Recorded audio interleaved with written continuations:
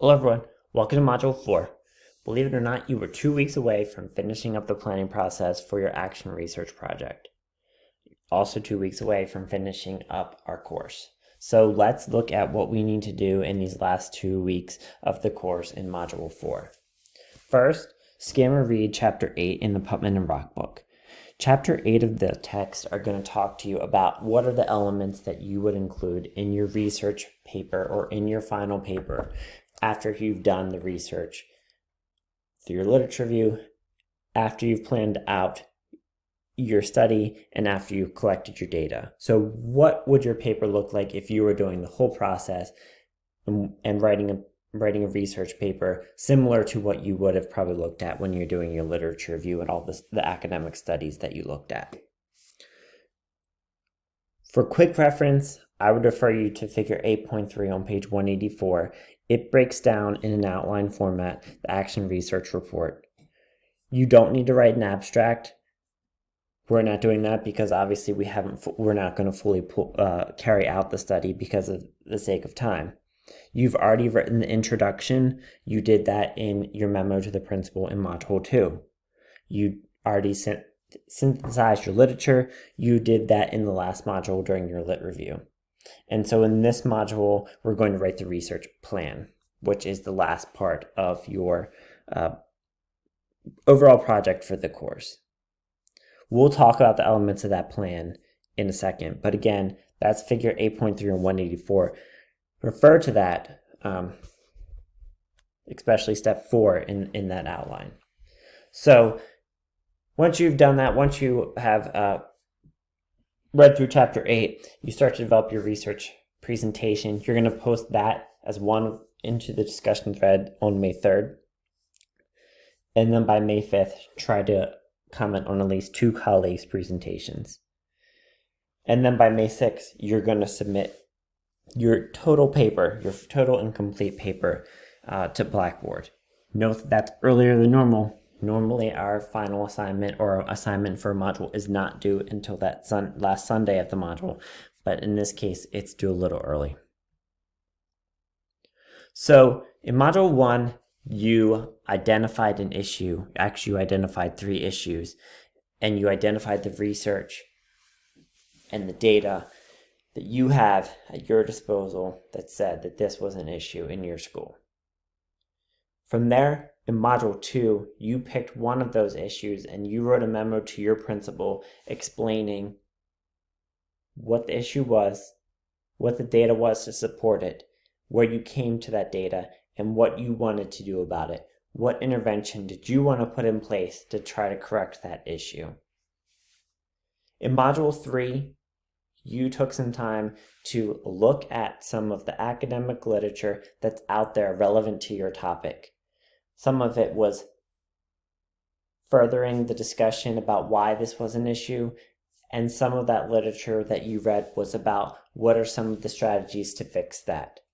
And so now in Module 4, we talk about what's the plan that we're putting into place in order to try to measure that intervention that you suggested to fix our major issue. So we're designing the research study. We're designing how would I study, how would I basically conduct my experiment to see if the intervention that I am proposing would make a difference in fixing the issue that I originally identified. So what are the things that we need to consider for conducting that study and writing our research plan? Well, first of all, we need to figure out the setting and the context. The setting for many of you is going to be your individual classroom, and the context is it within your grade or school. So describe those things. Describe your classroom, describe your school, describe the demographics, describe why this is an important place to complete your study. Why is this a relevant and important setting? Then think about your participants. Who are you going to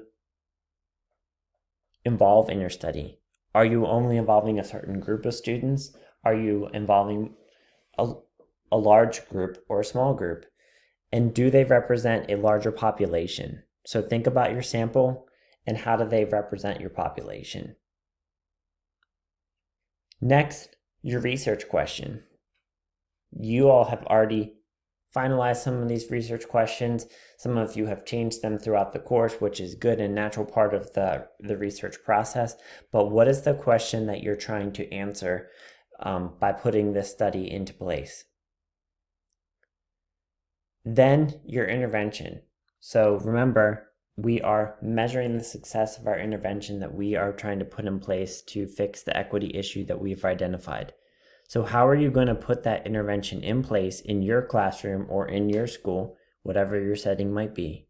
And then how are you going to collect the data that is relevant to show whether that intervention is successful or not in helping to fix that equity issue? When we talk about the data collection, we want to think about what data would you collect? When will you collect it? How often will you collect it?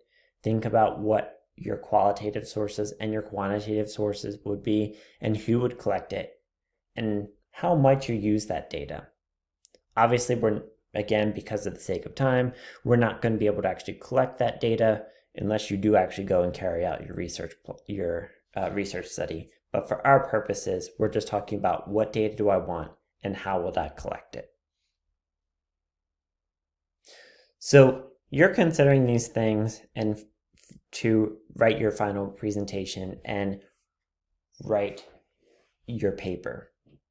And those are the two deliverables for this module. For your final presentation, again, you're going to post that to the discussion board by May 3rd.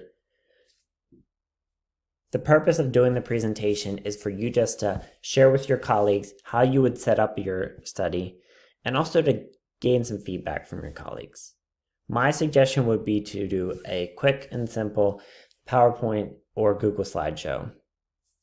Share your research problem and a few pieces of data.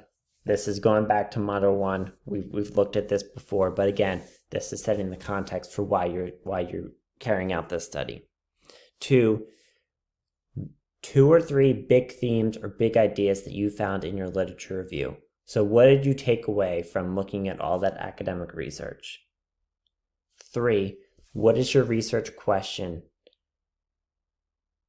Then start to also think about what is the setting and who are the participants that you are going to involve in your investigation. And then 4, what is the procedures that you're putting in place to carry out your intervention and measure your intervention? Again, how are you going to collect data on whether or not that intervention is useful in measuring whether you're, think about how you are measuring that intervention and whether or not it is fixing the equity issue that you have chosen to focus on for our course. So if we quickly look at the rubric, again, you're creating a simple screencast, thematic, VoiceThread, Google Slideshow. VoiceOver is optional. It could just be a simple PowerPoint like what I'm using right now. State your problem, identify some main ideas from your literature review, and then include all the elements of your study. Those are the things that we just talked about, but they're also listed here. Post this presentation by May 3rd, and then try to review it for 2 colleagues by May 5th. The other thing that you have to turn in is your final research plan. It's the written portion of your research plan. So let's look at that now. So the written portion is your paper.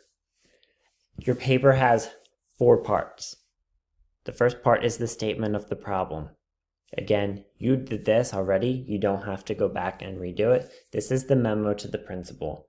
You may want to clean up a little bit of the language to make it a little less informal, make it a little less directed to your principal, and again, just use that memo as your introduction of here's my problem and here's what I'm doing. Here's why I know it's a problem. So copy and paste that memo basically. Part 2 of your paper is your literature review. Again, many of you have done an excellent job. Some of you have some minor things to tweak. So tweak those things, fix them, copy and paste the literature review into part 2 of your paper. If you did it perfectly, Simple, copy and paste. Don't feel like you have to go and do more. Part 3 is your research design and methodology.